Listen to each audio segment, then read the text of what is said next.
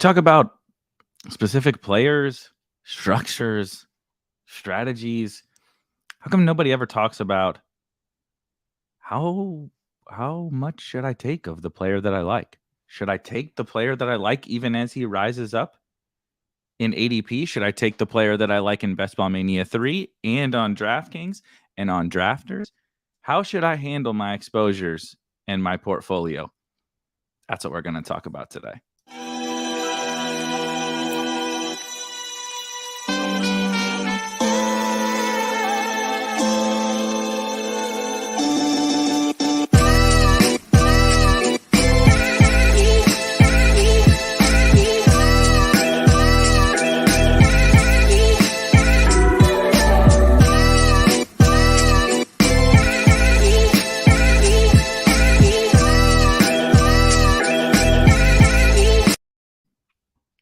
All right, guys. Hope you're having a wonderful Thursday afternoon. I always find these Thursday shows to be like, from a content perspective, it's always so interesting because you have the overwhelming majority of people that just want to tell me who to pick. And then you have a next step of people who are very into this, probably more so fans of this channel, that want to know, okay, I understand it's not just about the players that I pick. It's about strategy and about structure and about all these different things. But then you get into some of these topics, like how to manage your exposures. And I don't imagine that's it's like going to your financial advisor. It's kind of what this conversation is. It was like we did a show a few weeks ago about like how to actually be a good drafter. And people like some of these subjects, I think, are some of the most important things that you can talk. Like, honestly, the exposure, how to draft, like actually how to be good when you got 30 seconds to pick on Underdog, and you know all the data about structure and strategy. You've got all the best player takes, but you're not good at being on the clock, and that you got the 30 seconds, reading the room, all of that. If you can't do that, none of the rest of this shit matters. And today, what we're talking about with exposures and your portfolio and those kinds of things, how to handle that between tournaments, etc. It's the same thing.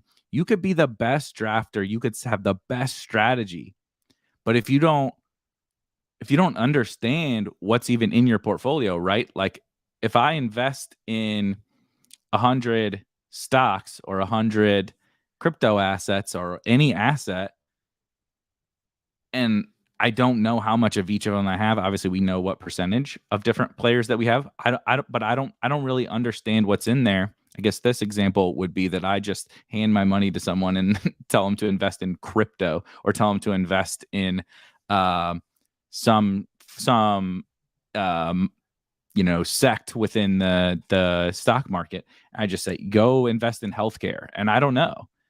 I say, I want to be a zero RB drafter, or I want to be a robust RB drafter, or I want to draft young players. If I don't know what my exposures and everything look like across sites within like specific combinations of players, if I don't know all of that stuff, like you could be the sharpest dude on the planet. You could have the best player takes. If you can't put it into action and also adjust on the fly with those exposures, like none of the rest of the shit matters at all. And so, like I said, I always find it funny. The Thursday, these theory conversations, strategy conversations are like some of my favorite ones to get into, but we haven't reached the point in the best ball space, certainly not in the greater fantasy football space, where people really want to talk about these things. So it's always like a catch-22 for me. Like showing up here, I'm like, well, if I just do a draft and like fuck around for an hour and talk about, hating running backs or whatever, people are probably gonna like watch. But when I get into like, oh, well, how do you handle when you have 60% of a certain player, or should you draft this player if you've been drafting him in BBM, but his price is different on DraftKings, and like, but those are the important questions. And so, shout out to you guys for hanging out here. Derek, what up? What is going on? So the first question I'm gonna get into is it was a question from the Discord. I'm gonna screw it up who it was. I'm trying to pull it up. I should have had it up already. I apologize. I think it was Josh. Sorry, I'm trying to find it really fast in Discord. Too many messages to scroll through. But I believe Josh asked, here we go. Can you talk about your approach for exposures across tournaments / platforms? I think this is actually the first step in the exposures and portfolio conversation, because I can see, my exposures, like say on Underdog or on Drafters, obviously not on DraftKings. Shout out to us for solving the DraftKings problem. But on Underdog and Drafters, you can see your player exposures, and like on Underdog, you can filter by like certain tournaments or whatever. There's a way to see at least like a relative understanding of your portfolio. But when you set out to this crazy best ball summer, and we set out to accomplish a goal, right? The goal is to win millions of dollars, but we set a strategy to start to work our way towards that goal. If I just start day one and continue to draft the same across all platforms, across all tournaments, no matter what the ADP is, no matter what market shifts are, no matter what injuries happen, no matter what the latest news is, if I just keep doing this across all platforms, I'm probably not even if I'm a what I believe to be a plus EV player. If you're watching this, if you're in the Spike Week Discord, you probably are just naturally a plus EV player, because you care enough to put the effort in and the time in and the research in and all of that. And you're obviously probably drafting a lot relative to the average person. But if you're not able to come to this perfect little middle ground of how do I balance the different tournaments, the different platforms, and like my takes and my rankings and my strategy that I believe to be right. I personally, I can even tell you guys, I personally believe that I have probably one of the most simple strategies that exist in all of best ball, which is really funny because I'm the guy up here talking about all these all this different shit and all these different strategies. But I'm talking about like the exposure thing, like this, and like being a good drafter, because I'm keeping it very simple with my general strategy this year. I am relying on some of my player takes. I am relying on week 17. I am relying upon some archetypes of players. I am very much so fading lots of early round running backs. I remember when the first time I loaded my teams into DraftIQ, which we will pull up DraftIQ in a little bit because the visual of DraftIQ helps some of these conversations.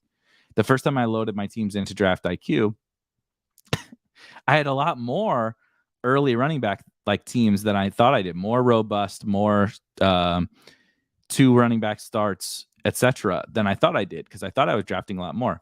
But again, this is the point about understanding your portfolio. I didn't understand it, and then I found a way to understand it with what we built. But my strategy is really, really simple. I do have quite a few players that I still think are undervalued. You can see them. I mean, I'm not hiding anything there. It's in the rankings, basically. SpikeWeek.com rankings. Some of the guys, Saquon Barkley, I believe, is I think I finally just sucked it up and put him at the running back 3 overall. So like I have Saquon Barkley in the first round. So that's part of why I have more early running back stuff. I'm even trying to force myself not to take not to go crazy on Saquon, because the other part of my strategy is like I said, sort of anti-running back early, particularly right now. I think some of that strategy might change later, but I'm setting out on this strategy, and like I said, I thought I was implementing it, but I didn't actually really understand what I was drafting.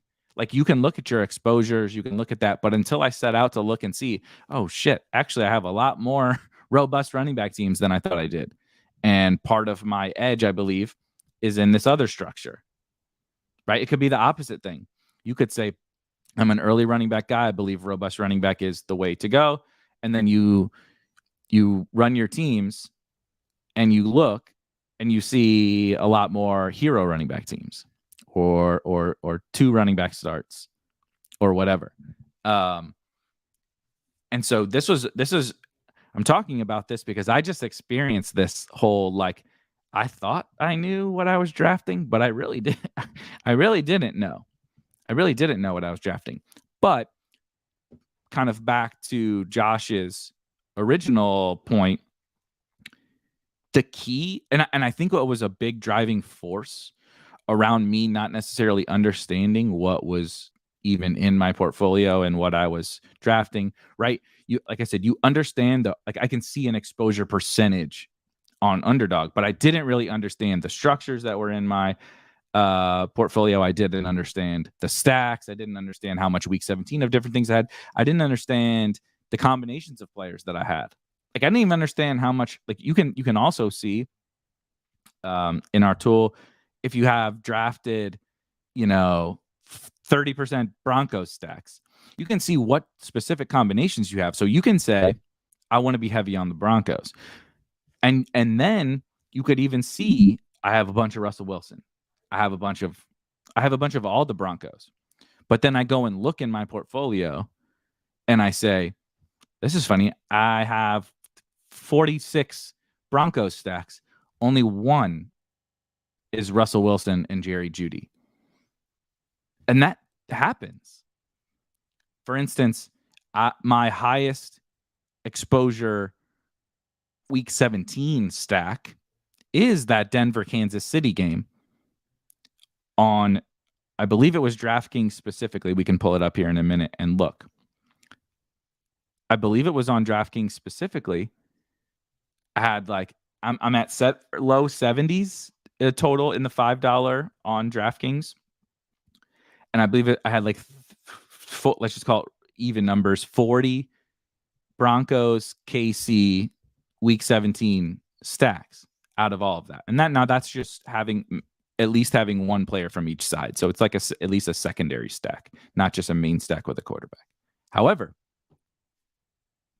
I had, it was like almost 60% of my teams or whatever have that stack on it. Only 3 of them, only 3 combinations of players do I have more than once.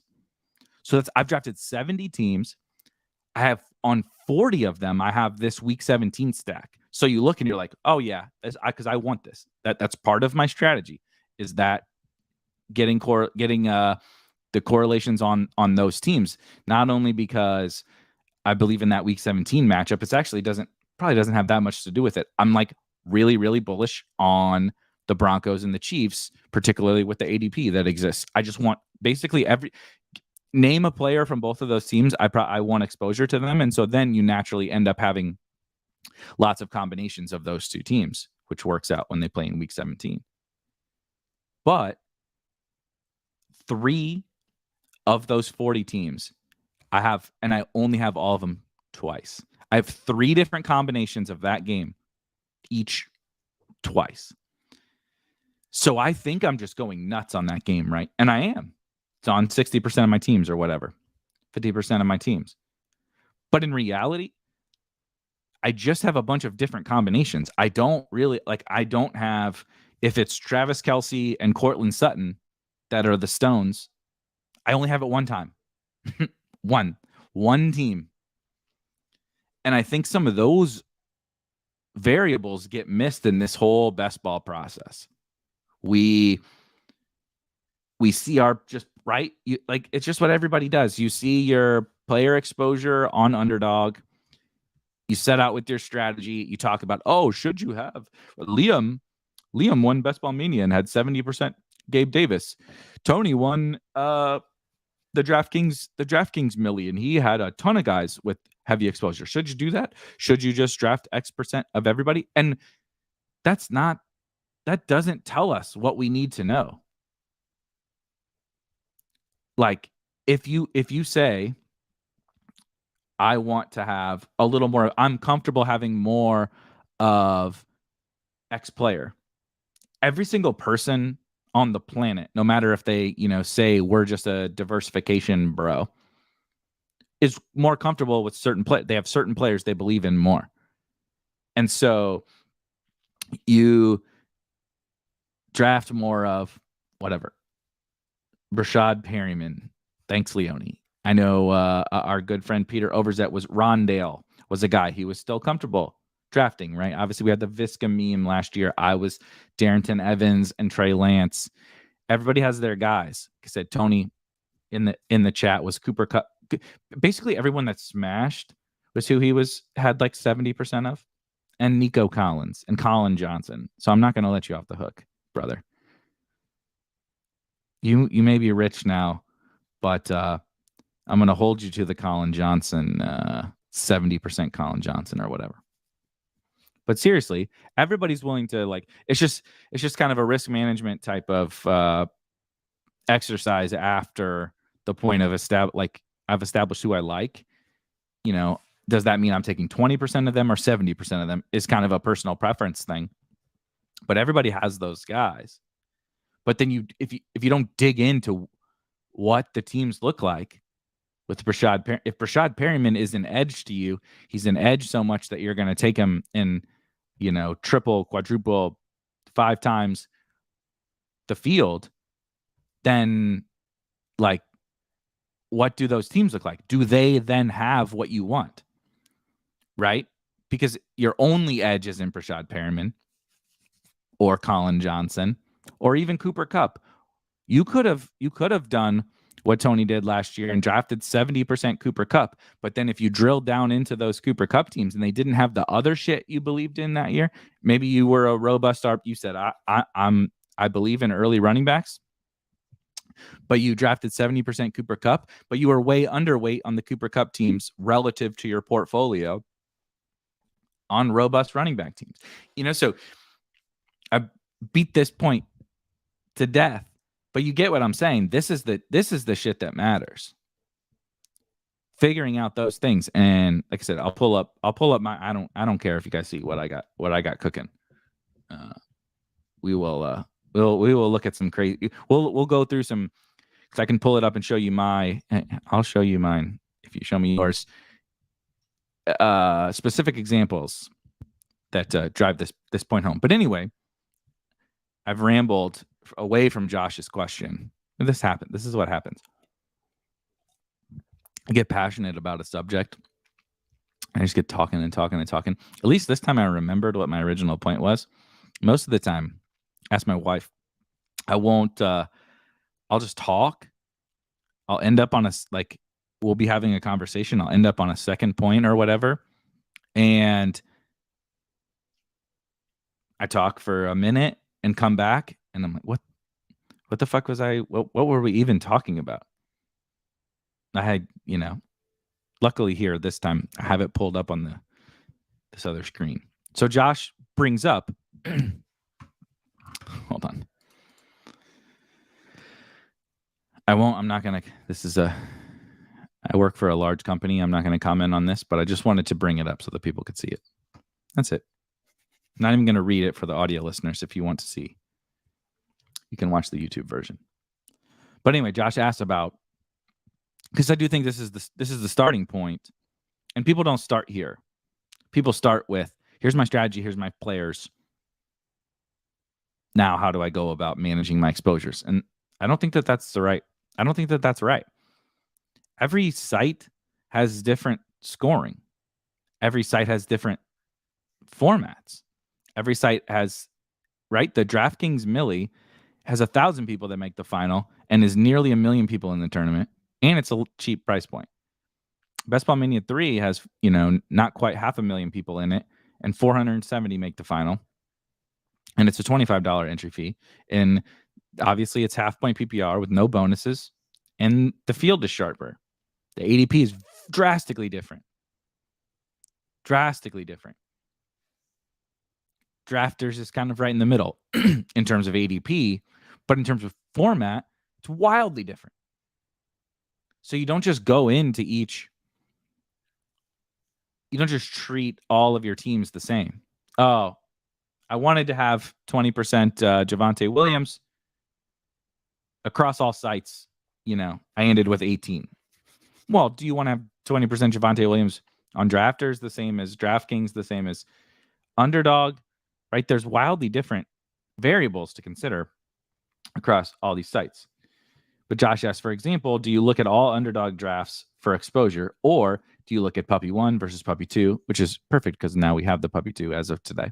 Puppy 1 versus Puppy 2 versus BBM versus if there's like a big dog. The last year was a $250 entry fee tournament on Underdog called the Big Dog. And then how do you look at DraftKings and drafters?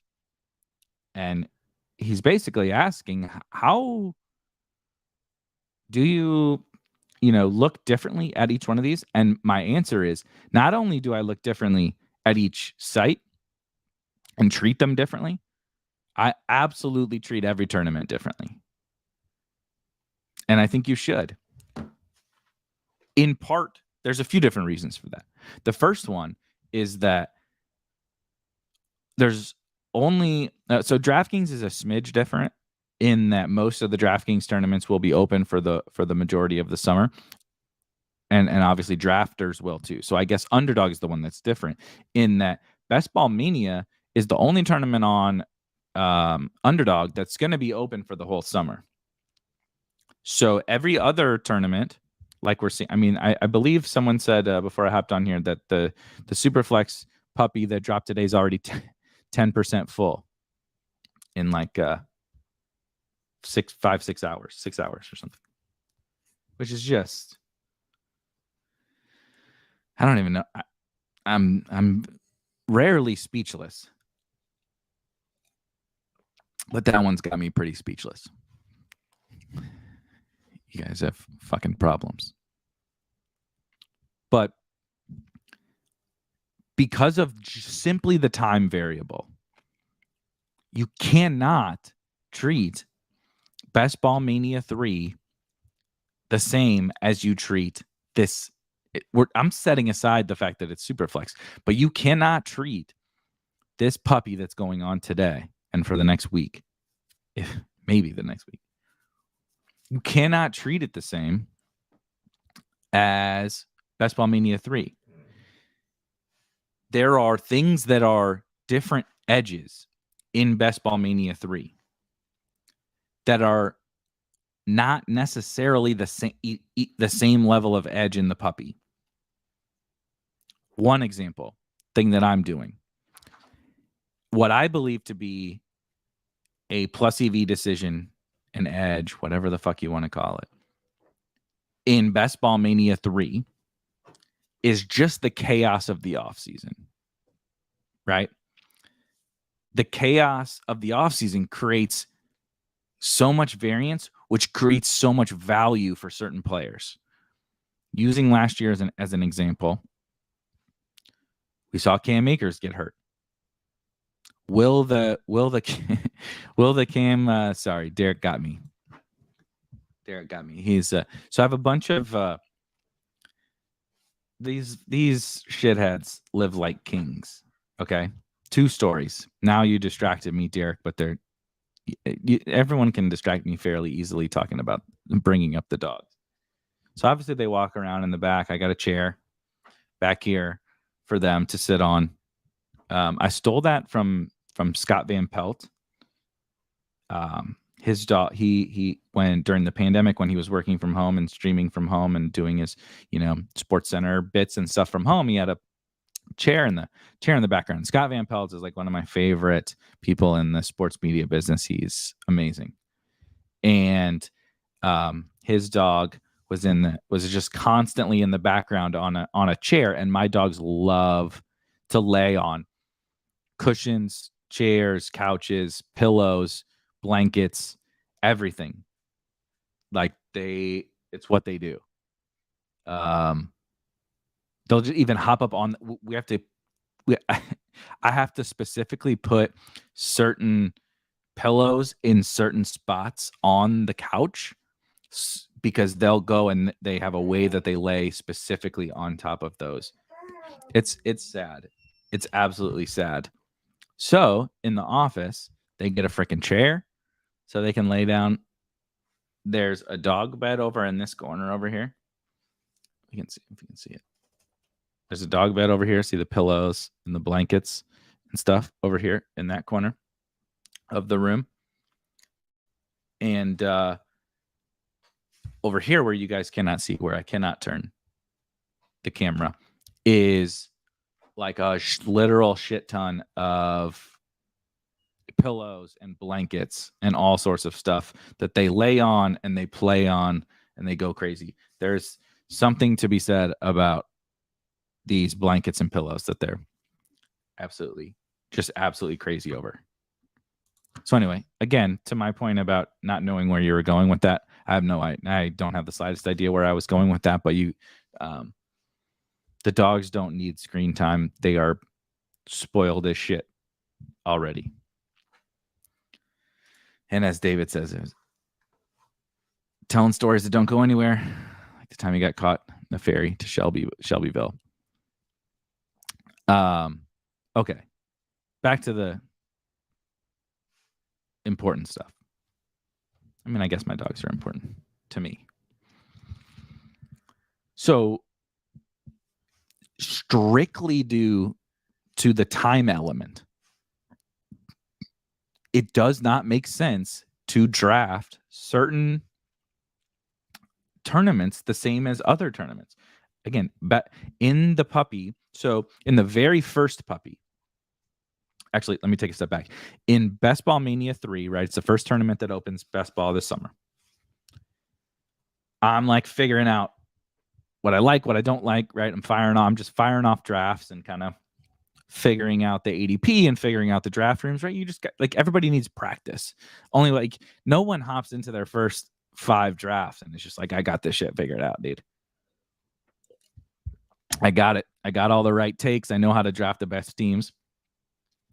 The only way to do it is practice. So I'm figuring out what I like in Best Ball Mania. And you're just firing at the first couple of days because ADP was so bad. You're just praying the luck box a super team with Sky Moore in the 18th round and James Cook in the 17th round. I have one of those. That's why I specifically use those examples. However, I start to figure this thing out, and then I get to the puppy, and I'm like, I've identified a structure, what I believed to be like basically 0 in hero RB in the puppy, and X amount of players, whatever, 3 or 4 players that are just mispriced, that are just screaming values right now, and I'm just going to take them. Because right now in this time pocket, the puppy's going to be open for a week. In Best Ball Mania, that price might change. In fact, if I'm right about X player, my example was Trey Lance. Trey Lance was going outside of the top 100 for a long time on Underdog. I was taking him in Best Ball Mania, but I hadn't quite like planted my flag. I was figuring that out. Then we got to the first puppy, and I was just like, he's the most mispriced quarterback. It's not close. Whatever. Agree, disagree, doesn't matter. Pick a different player. This guy was one of the edges in this tournament. So I'm going to draft him, and I'm going to keep drafting him in this tournament. But in Best Ball Mania, if I'm wrong about that, I can always back off if I'm not comfortable continuing to draft him, right? Actually, one example on the flip side of that has sort of happened for me was Alberto Kui-Bunam from the Broncos, where I thought he was a smash when they traded Noah Fant, even after them drafting Greg Dulcich, I thought he's a great pick, and the market has not agreed. And so you can always reassess when you're wrong. But if you're right about that guy, like what happened with Trey Lance, he was an edge. He was underpriced in that tournament. But in Best Ball Mania 3, he will not always be underpriced. So you're not going to be able to like get as much exposure as you want to, because eventually his price will become efficient. Right? That's what happened to Sky Moore, and then it actually backed off. Here you go. You said hold on, you said that you wanted dogs to get some FaceTime. But you should treat each different tournament as its own thing.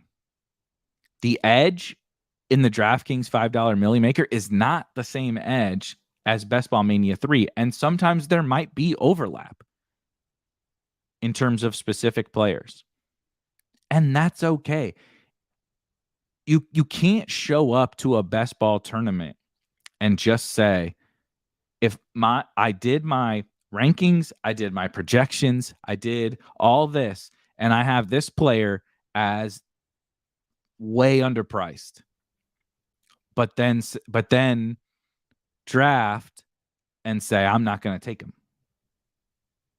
I mean, technically you can, but then your rankings and projection process is flawed, or something is wrong.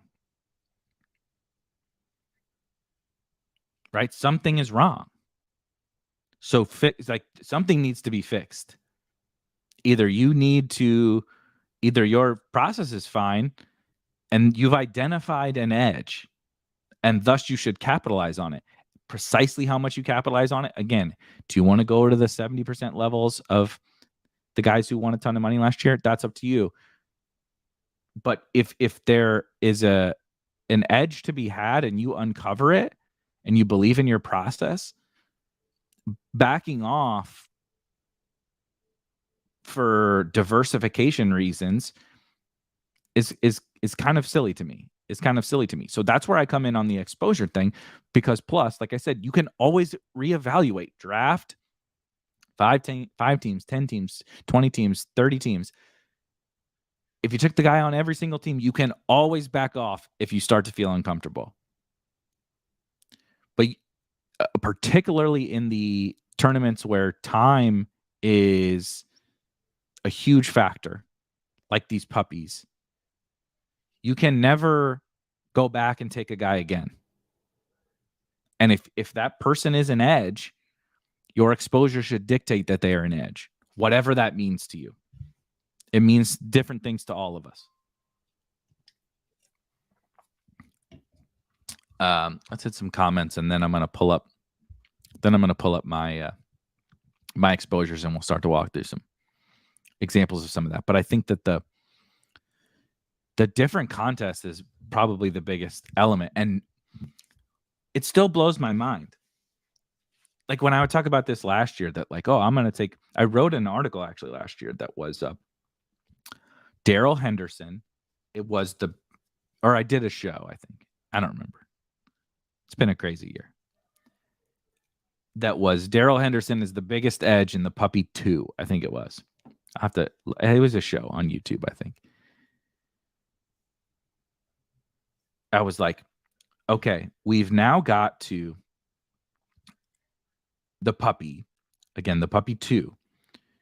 In Best Ball Mania, Darrell Henderson went from the 12th round all the way up to the 4th or 5th round when Cam Akers got hurt. And that in that tournament, right, that's when things start to come into flux. Like 25% of the field has Darrell Henderson, or 50% of the field has Darrell Henderson in the late rounds. Should I take him? Should I not?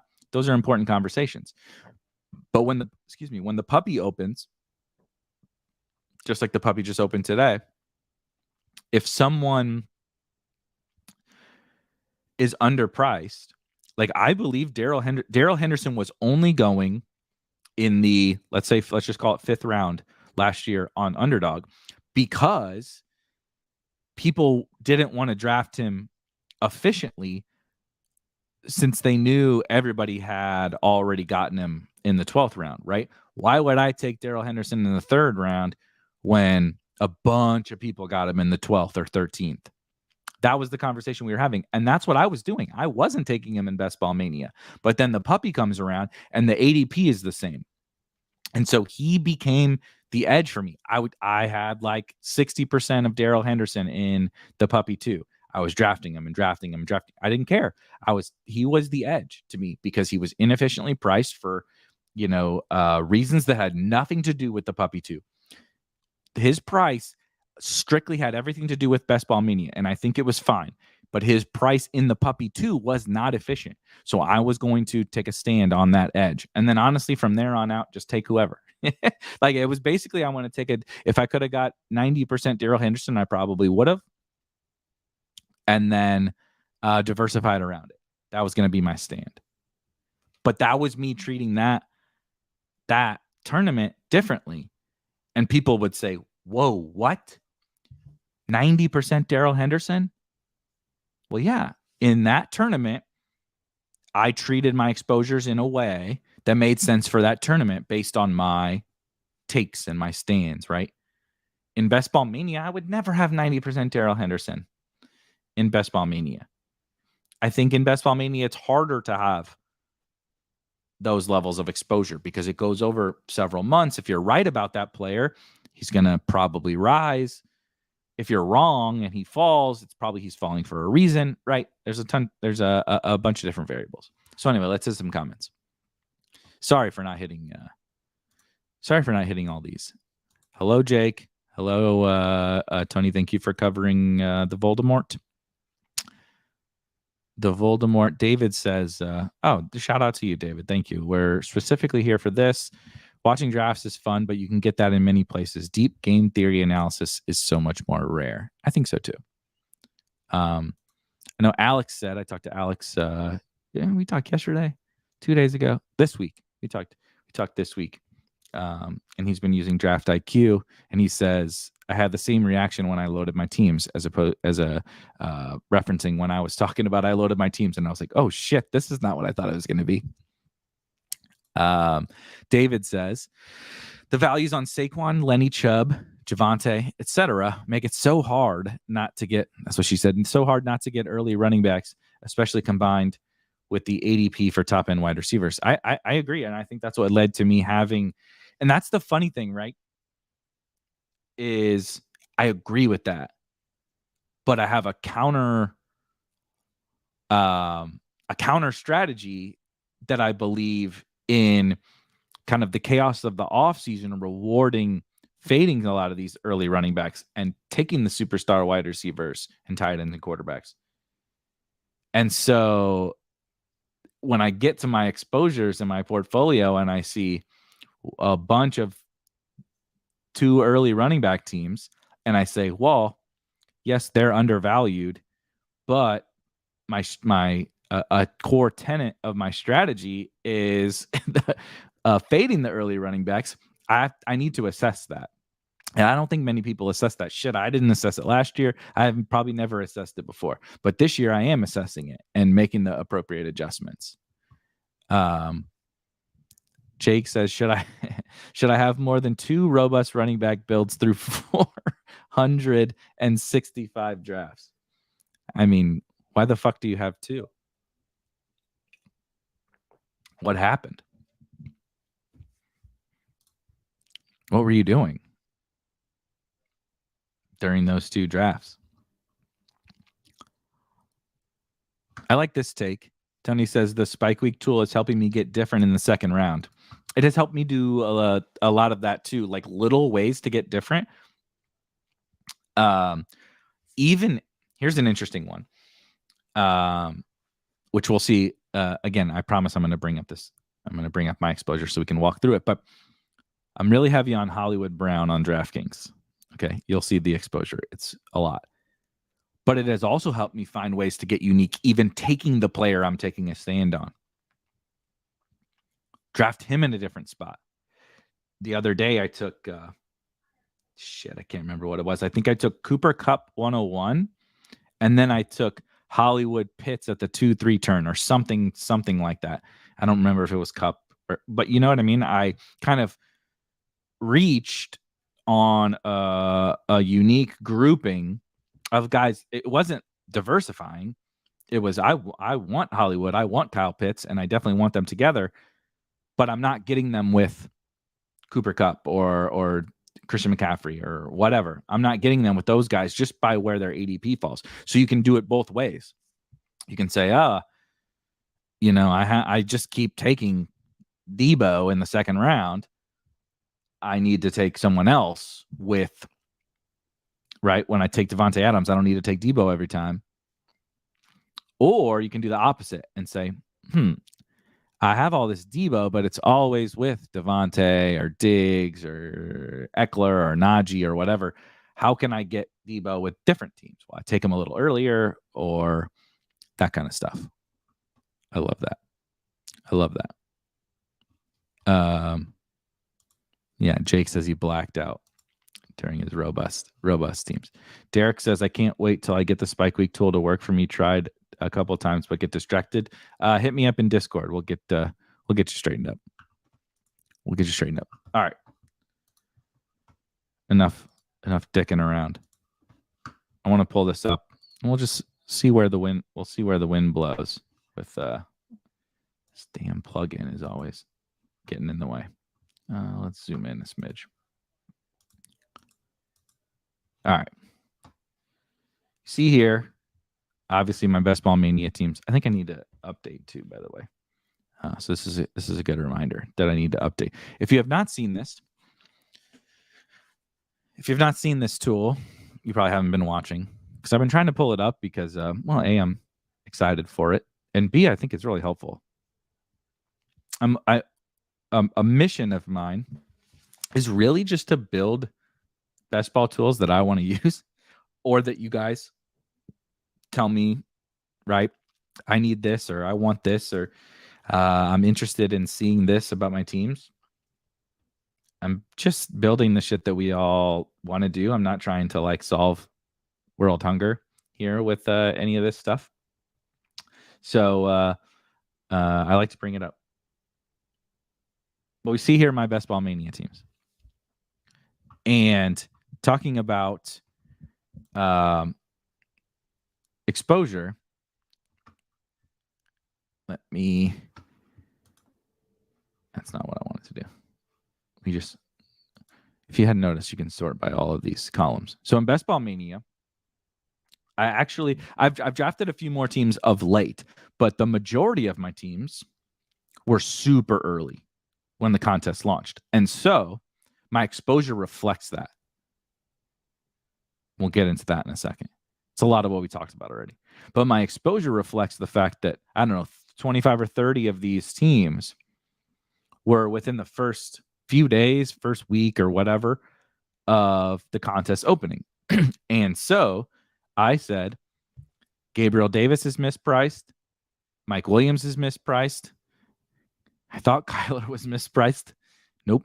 MVS was mispriced. Thought David Bell was mispriced. Nope. Miles Sanders is mispriced, right? You see this down this list, and I said, these guys are the best picks right now. I'm going to take them right now. And I'm just going to take them and take them and take them. And, right, I only have 37 teams so far in Best Ball Mania. So I have, I have more than 100 left to draft.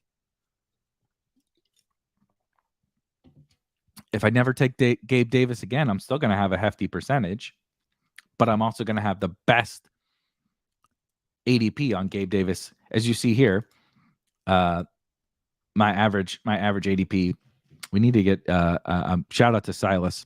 He brought this up. We need to get a delta, my average ADP minus current ADP here. So let me go back to my top owned players.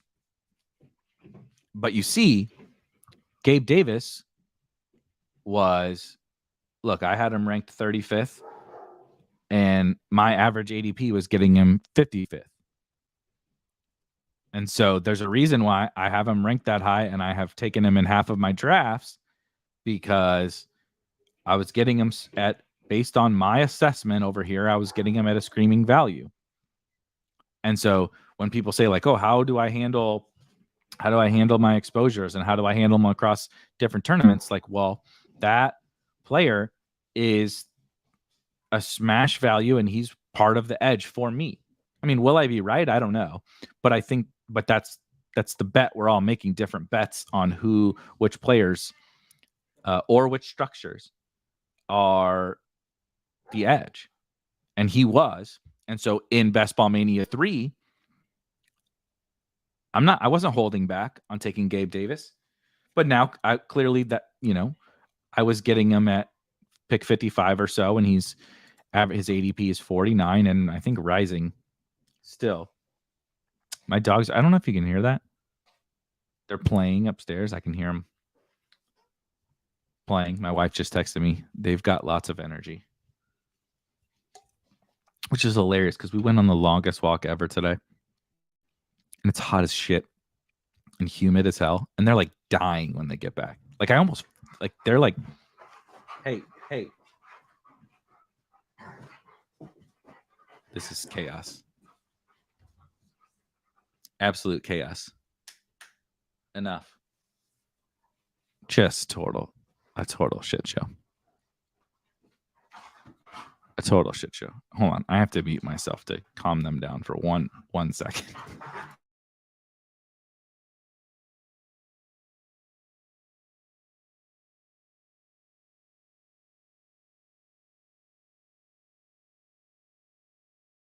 I stop and I telling them no, stop, trying to get them to calm down.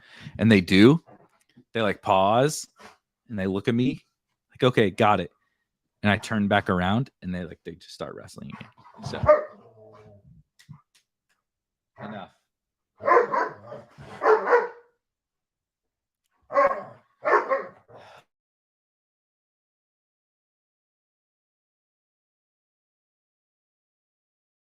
Always fun. So, but to answer like that kind of original question about exposures and stuff, like you see the Gabriel Davis thing, you see the Mike Williams thing. I mean, shit, look at Mike Williams. Mike Williams is probably an even better example where he was crazy undervalued. And like, I stopped taking him. Average ADP of 45, ADP we're now up to 28.8. We really do need this, David. It triggers me to no end how they do this on literally every stream. They have not, they've basically not woken up today. We're trying to talk about best ball strategy. They have literally laid and slept all fucking day. And then we make it halfway through this and it's absolute anarchy. Total anarchy. So anyway, but I mean, look at the Mike Williams thing, which is funny now. So here, I should have started with Mike Williams. Perfect example. In Best Ball Mania 3, you see on the left-hand side here, I have Mike Williams as my 27th overall player. Right? He was going 45 plus for the longest time. So I clearly had him as massively undervalued. So I have 35% exposure and my average ADP is 45 on Mike Williams. Now, he's pretty much efficiently priced. Right? I have him at the 27th overall player. He's going up close to 27. So now, when it makes sense, I'll take him. I'm not going to take zero of Mike Williams moving forward, but I was clearly taking a lot of him because I have 35% at a really cheap price. So same thing. I was really taking Mike Williams in every draft. And then I stopped because he rose. But the only way for me to take advantage of that is to take him. If you start diversifying from the very beginning, you can't get exposure to the guys that are what you believe to be an edge at that point in time. Now, let's compare.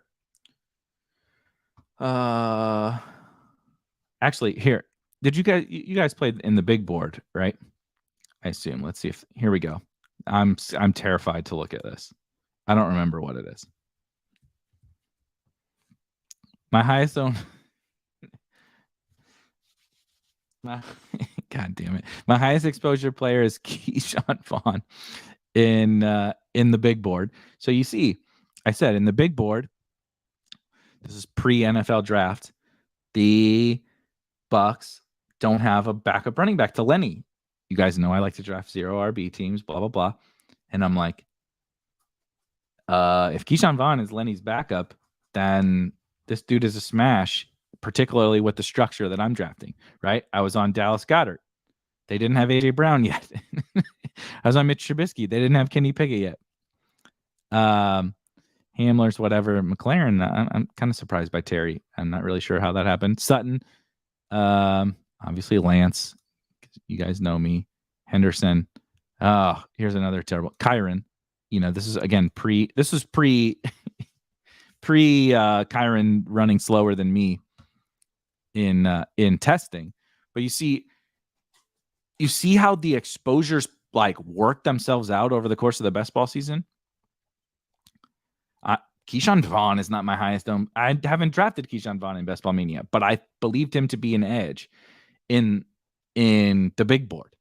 I was wrong, but I believed him to be an edge. I was wrong about you could not be more wrong in the big board than I was. But I don't have to worry about it from tournament to tournament.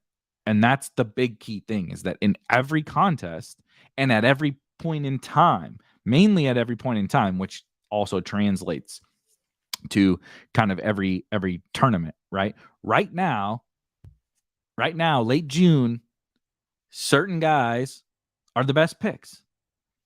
And if you start over diversifying too early, and you naturally force yourself to diversify based strictly off of raw exposure percentage, like if I go just to all teams,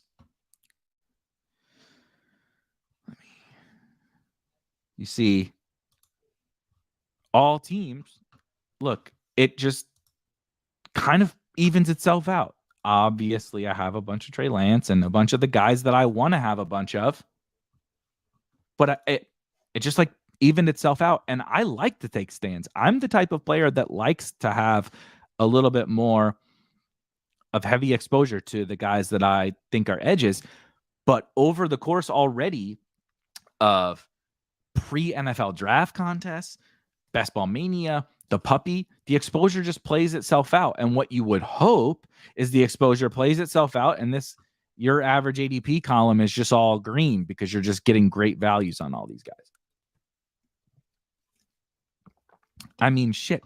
Darrell Henderson, who I still like at his current cost, but Darrell Henderson, I was getting in the 160s when I was getting this 32% exposure.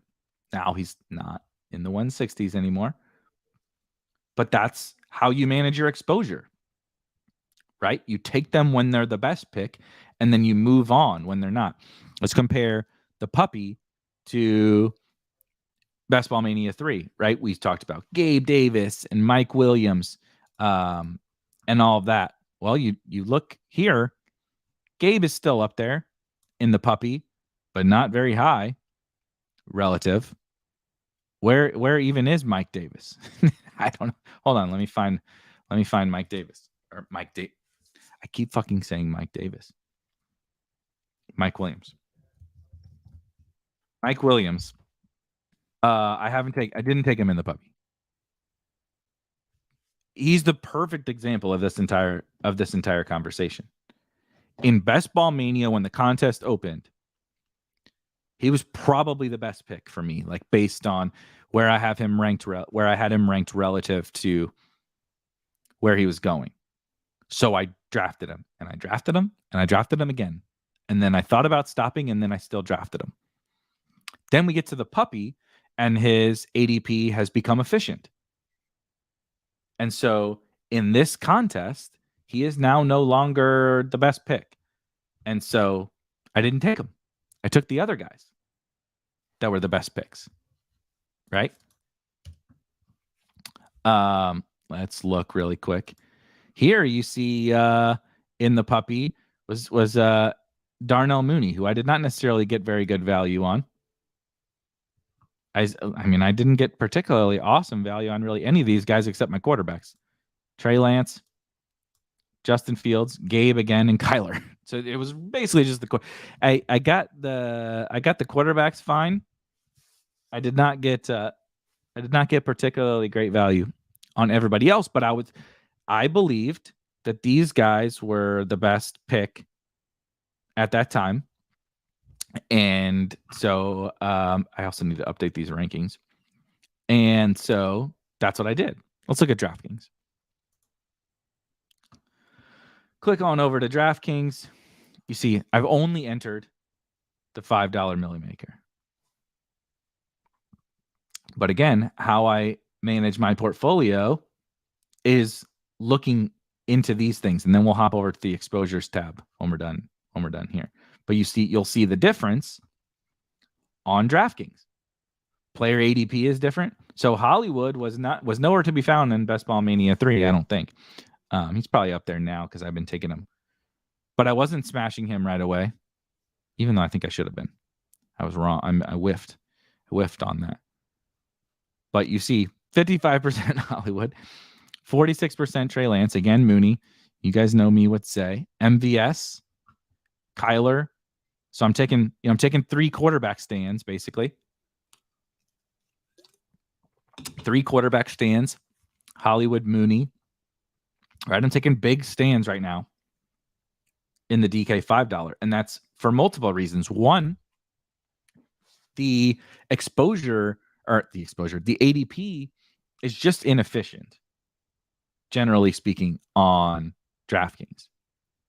So I'm taking the guys that I believe to be inefficiently priced.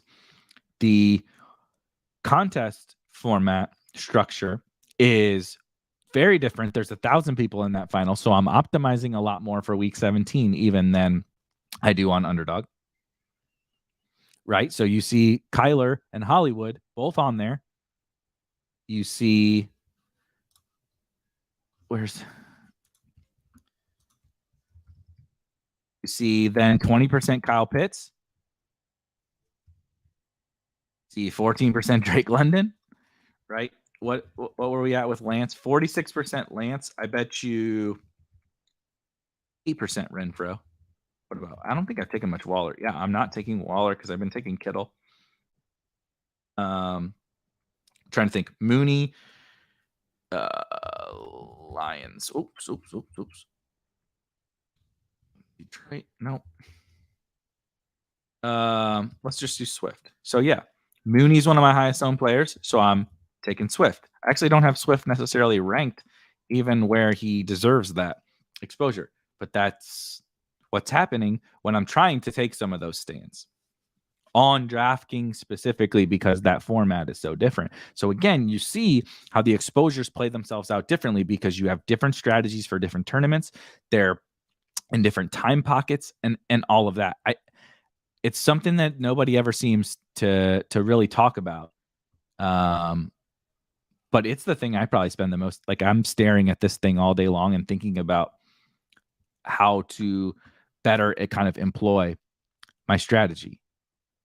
You see here on DraftKings, here's another great example. On DraftKings, part of how my exposure comes about and part of how my portfolio becomes what it is, because you see over here with the team structure that I have 1 robust running back team and 4 2 running back starts. That's it. Out of 71 teams, I have 5 teams that started with 2 running backs. 1 team that started with 3 in the first. I think we have 3 in the first 5. I'm going to make sure to provide those definitions for us on the site a little bit later.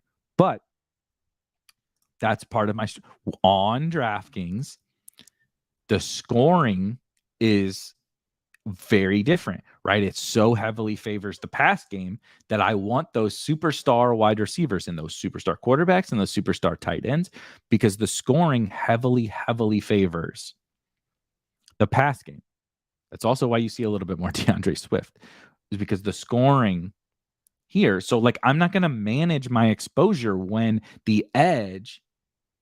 I shouldn't say I'm not going to manage. I'm not going to naturally force diversification at the player level when part of the edge is the scoring doesn't align with where people are taking, where ADP is, right? Again, so you'll see some of the very clearly, I'm a big 2 quarterback, 2 tight end guy, which also ends up creating some exposure stands, right? So like you define your strategy, like you have to define that strategy first for each tournament and each site, and then the exposure comes from there. People seem to start at the player level and the exposure level instead of starting at the strategy level. The strategy creates the exposure, not the other way around. You don't start and say, nah, I only want X% of this guy. Well, why? Because I like him. But like, how are you going to win this tournament? It's not just like picking out the guys you like. It's what's the strategy to win that tournament. That strategy to win that tournament then creates the exposure, right? It's a downstream effect, a network effect, if you will, of whatever the strategy that you're employing is, right? I want to have 49er stacks. I actually want to have Bears stacks. Clearly Arizona, Denver, or whatever. Here's what I was talking about. Let's look at this. Again, why I'm not going to back off of Denver and KC is because you see I have 37 out of 71. So I've drafted 71 teams you see here. 37 of them have Denver and Kansas City stacks on them.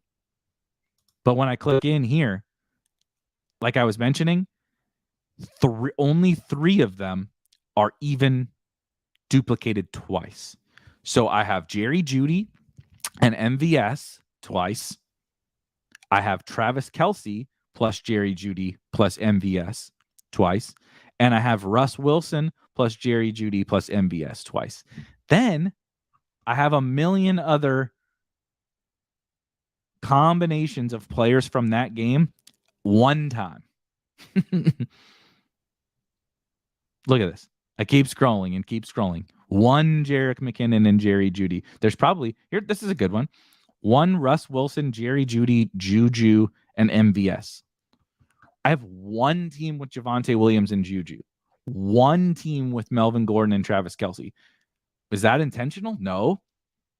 Why don't I have, like, I like Melvin Gordon a lot. I draft quite a bit of Melvin Gordon, but I only have 1 team. I draft a lot of Travis Kelce, but I only have 1 team with them. I only have 1 team with Cortland Sutton and Juju.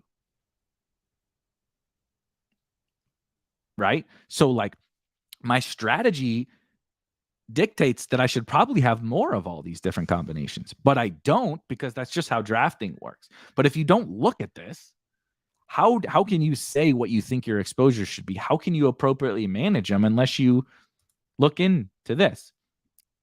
More so when I look into the 49ers. This is a good one. So I have some of these pairings a little bit more, but honestly, it's kind of funny. I have 33 49er stacks out of 71. And again, stack does not necessarily have to be Trey Lance. It can be just multiple 49ers. But I have 33 49er stacks. The highest exposure one is Trey Lance with Danny Gray. So you see how difficult it can be to stack Trey Lance with his weapons because of how the ADP plays out and the fact that Debo, Kittle, and Ayuk all go before him. So I do have 4, probably just like double tapping Trey Lance with Brandon Ayuk. You see, I have 4 of those.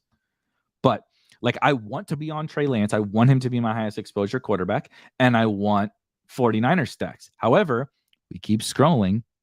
How many just like solo Lance and Kittle teams do I have? Looks like 1.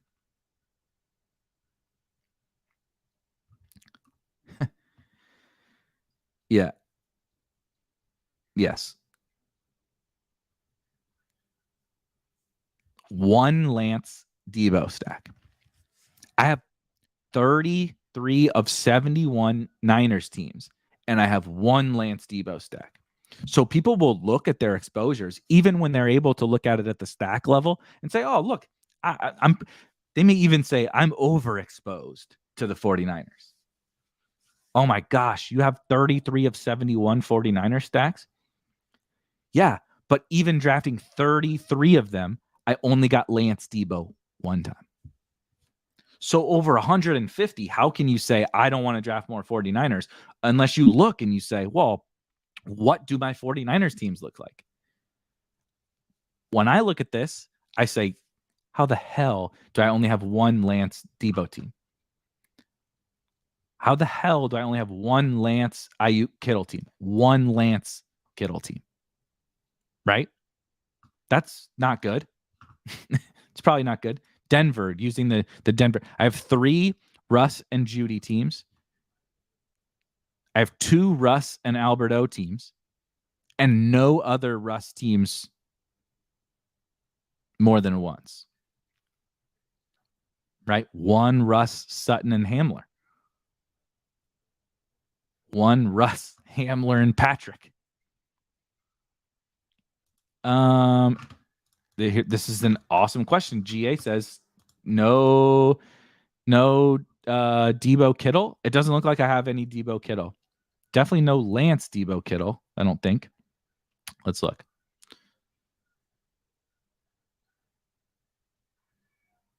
One Lance Debo, 1 TDP Debo, 1 Lance Ayuk Kittle. Nope, 0. So see, if I want to have a bunch of Lance and I want to have a bunch of 49ers, but I just look at my teams and I say, damn, I got a lot of Trey Lance, and I got a lot of George Kittle, or I got a lot of Debo, which I do have a lot of 49ers. But guess what? I don't have any Debo Kittle combinations. I don't have any Trey Lance Debo Kittle combinations. And maybe you don't want those, but the point is, if you do want those, your exposures at the player level should be dictated by the fact that, guess what? I personally do want Trey Lance and Debo and Kittle stacks. So I don't want to stop drafting them just because I have 46%, right? You see over here, I have 46% Trey Lance. But one might think I should stop drafting them. I should stop with the Trey Lance. And maybe I should. I'm not going to, though. Maybe I should. But until you dig in and you look at your teams at the granular level, you can't say what your exposure should or shouldn't be. And I think that's the mistake that people make. And that's why we built this tool. Really quick before we get out of here, I'm going to go. I want to look at I actually haven't done this. I haven't looked at my Underdog player combos yet. Let's just look at Best Ball Mania. Let's just look at Best Ball Mania. So you see here a couple more running back bro teams, which I think makes sense. I'm okay. I'm comfortable with this. On Underdog, it's a little different. I like the value. Again, as I think David pointed out in the chat, I like the value of some of those Javantes and Saquons and such. And the scoring fits them a little bit better. You see here, this is also one of my favorites. I personally, part of my strategies, I really want to be heavy 2 quarterback, 2 tight end teams, which I am. I am pretty heavy. It's about 80%, of my teams. So I don't draft 4 quarterbacks. So about 20% of my teams are 3 quarterback and 80% 2. And then really quickly, see, here's a funny one. This is a really funny one. When you start to look at the stacks, 35% Cleveland stacks, but I'm taking all of the I actually have like very, very, very little Deshaun Watson. You see 1 Deshaun Watson, David Bell, 1 Watson, D'Ernest, and DPJ, and 1 Watson and D'Ernest. But I take a lot of David Bell. I've actually taken a fair clip of Nick Chubb, and I take a lot of D'Ernest. And so I end up with all these like secondary Brown stacks, and you would never guess that. Like, even if you looked at my exposure at the player level, you'd say, oh, he likes David Bell, and he's so-so on Nick Chubb. And you'd be like, yeah, he's so-so on D'Ernest. But once you looked here, you'd be like, holy shit, Cleveland is his second highest owned stack. Right? That's pretty crazy. Let's look at a lesser team that I would expect that I would have had more of. Here's a good one. Bengals. High-powered offense. We all really like the Bengals. I have 4 Bengals stacks. Only 2 have Joe Burrow. One is actually where I went with the souped-up version, both Chase and Higgins, and tossed in Chris Evans at the end. And then 1 Burrow, Chase, Boyd. So I have no Burrow, Higgins, no Burrow, Higgins, Boyd, no Higgins, Boyd, right? Do I want that? I don't know. I definitely don't have much Bills. Let's go. Let's look at the stacks. Let's see how the Denver Saints. So isn't this crazy? I have, what was it, 37 Denver KC stacks on DraftKings and 18 Denver KC, and that's just in the Millie, and 18 Denver KC in Best Ball Mania 3. On both sites, there's a total of 4 player combinations across 55 teams that I have more than 1 time. So, like, how can I stop drafting these guys if part of my strategy is having exposure to this game and I don't have any of the combinations multiple times, even across multiple sites, right? And ironically, here on Underdog, it's Alberto and MVS as my only one that I have multiple times. Like I said, again, so across hundreds of teams now, I have 2 Melvin Gordon, Travis Kelce teams. 2. And I like that. I don't even know do I have Javonte and Travis Kelce? No. So, like, I love Travis Kelce and I love Javonte. I don't have a Javonte Travis Kelce team.